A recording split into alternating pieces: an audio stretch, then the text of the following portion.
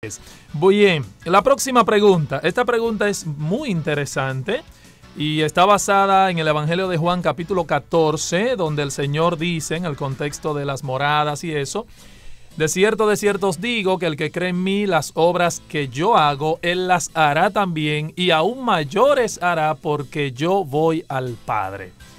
Bien, ¿a qué se refiere, hermano Arturo Pérez, el Señor aquí al hablar de obras mayores? Y eso puede tener subpreguntas, otras preguntas, ¿verdad? ¿Son las obras mayores aquí, se refiere a milagros? ¿Haríamos milagros mayores que lo que Cristo hizo?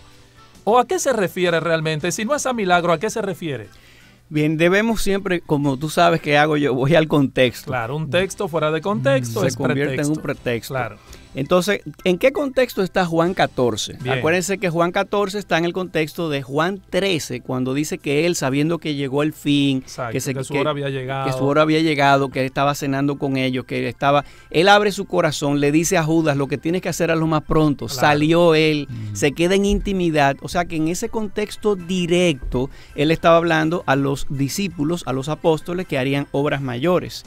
En un contexto indirecto nos toca a todos los creyentes. Ahora, claro, en el contexto directo, ¿qué son esas obras mayores? Bueno, fíjense, ¿cuántas personas Cristo ganó para él? Ganó para Cristo. En el aposento alto, ¿cuántas personas habían? Tú sabes. Claro. 120 personas. 120 personas. Entonces, esas 120 personas estaban ahí y él ¿qué le dijo que hiciera? Él le dijo, quédense en Jerusalén hasta que venga el Consolador, el Espíritu Santo. Exacto. Llega el Espíritu Santo y Pedro, que lo había negado 3 veces, y que él le había dicho, Pedro, me amas 3 veces, a ese fue que escogió a él, el que lo negó para que fuera apacienta mis ovejas. Llega el Espíritu Santo y Pedro en un solo sermón se convierte en 3,000 personas. Entonces, no solamente eso, sino que cuando estaba en las regiones de Licaonia, en Galacia, Pablo y Bernabé, ¿qué decían a él? O sea, a Jesucristo le dicen, te vamos a apedrear porque tú siendo hombre te haces Dios.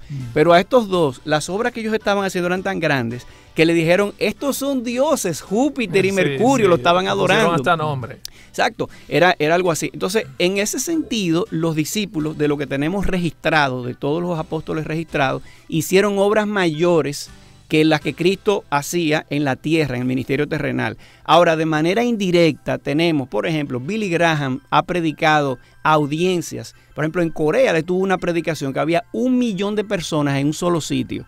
Y ni hablar de que en toda su vida los millones y millones de personas que este evangelista ha llegado, sí, y sin contar lo que tenemos ahora con la radio, el ministerio de Grace to You, Gracias a Vosotros, de John MacArthur, etcétera. O sea que en ese sentido las obras mayores nosotros las entendemos.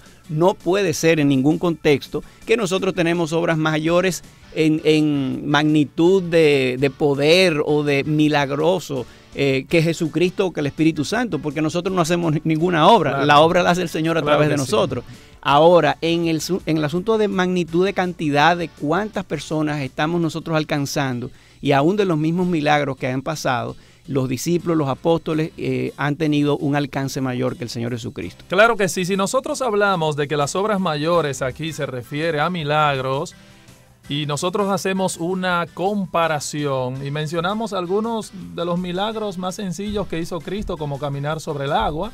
Exacto. Por multiplicar los panes y los peces. Decirle a los peces, ordenarle que se metan a la red de Pedro. ¿Qué más? Caminar sobre las aguas. Y que hay un pez que te va a dar dinero ahora. Exactamente. Para que te dé un dracma, para que pagues tus impuestos. Cuando le abras la boca, ahí estará. ¿Qué otros milagros? Ascender al cielo, resucitar, morir, resucitar al tercer día. Saber lo que hay en el corazón del hombre. Saber lo que hay en el corazón del hombre. No se fiaba porque sabía lo que había en el corazón. Levantar un muerto de 4 días. Exactamente. Entonces, agarre el milagro más chiquito de eso y hágame uno mayor. Exacto. No se puede referir a eso entonces. Imposible. Se refiere al alcance evangelístico de almas salvadas. Es cierto, en el ministerio del apóstol Pedro, en su primera predicación, usted mencionó que se arrepintieron 3,000 personas. Más adelante fueron 5,000. Y mencionar luego, mucho después de la era posapostólica, cómo Dios usó a hombres. ¿Por qué? Porque el ministerio de Cristo, señores, se limitó solamente a la zona de Galilea.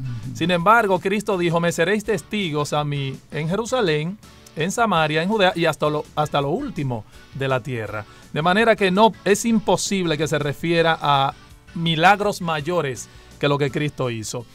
A mi juicio, pastor, también entiendo que debe ser una obra mayor la salvación del alma que la sanidad del cuerpo. Sí, pero el Señor Jesucristo como quiera era el que sanaba. Exactamente. Tus pecados te son perdonados, le dice al paralítico. Dice, este blasfema, porque ¿quién puede perdonar pecados sino Dios? Claro. Y el que yo soy Dios. Ahora, como ustedes no creen, le dijo al paralítico, levántate, y ahí Toma entonces creyeron. Claro que sí. Ahora, es así. Dígame, Arturo, hermano. Pero realmente muchas de las cosas que el Señor hizo estaban ya profetizadas, sí. Eran cumplimientos de profecías.